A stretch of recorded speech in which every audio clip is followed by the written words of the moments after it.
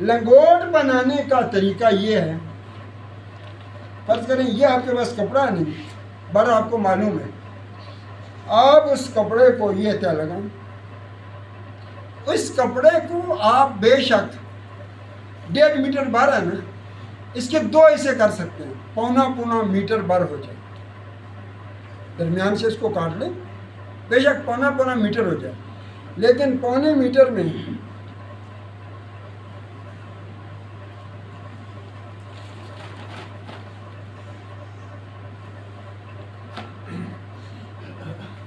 आप इस कपड़े को, पौने मीटर कपड़े को, जिसकी चौड़ाई पौना मीटर है, इसको आप वसत से काटेंगे, बिल्कुल वसत से काटेंगे।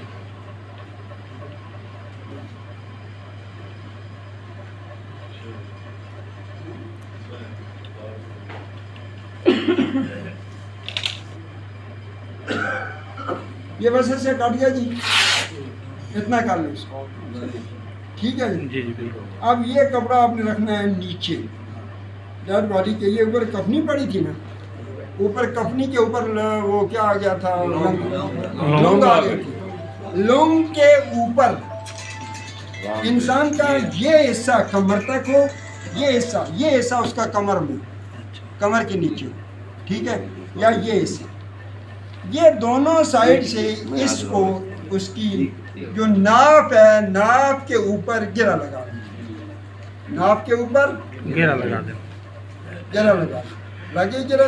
जी हाँ। अब क्या करेंगे, इसको नीचे गिरा लगे या ना, इसको उसके मसन चेक कर।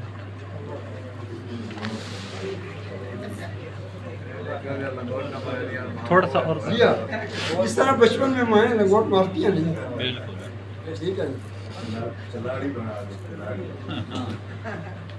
ये करके नीचे से ये निकालना है, नीचे से निकाल के लाएंगे जी, नीचे से निकाल के एक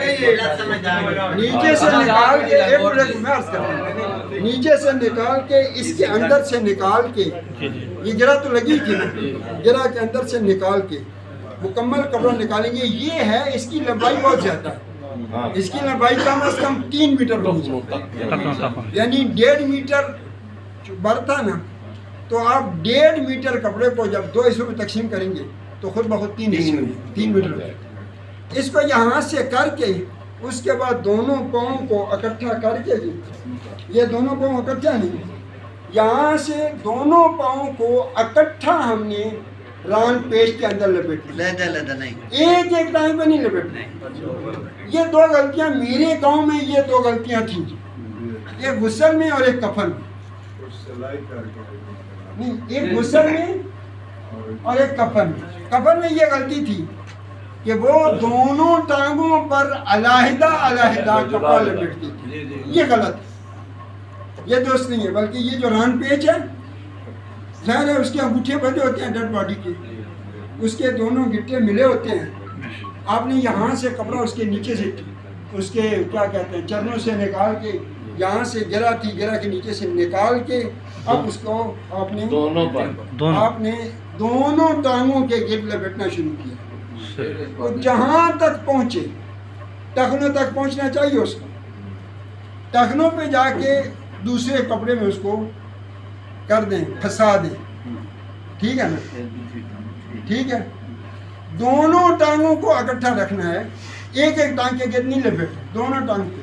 तो ये क्या हो जाएगा, ये रान पेच हो, एक लौंग हो गई थी पहले, लौंग इसके ऊपर होगी, लौंग के ऊपर छोटी चादर होगी, छोटी चादर के ऊपर बड़ी चादर होगी, जो नीचे लगे हुए। तो नीचे सबसे पहले बड़ी चादर, उसके ऊपर छोटी चादर, उसके ऊपर इधर कफनी, कफनी के साथ लौंग, ठीक है।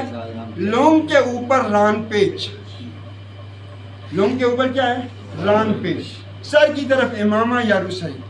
तो कितने टोटल पीस बन गए, 6।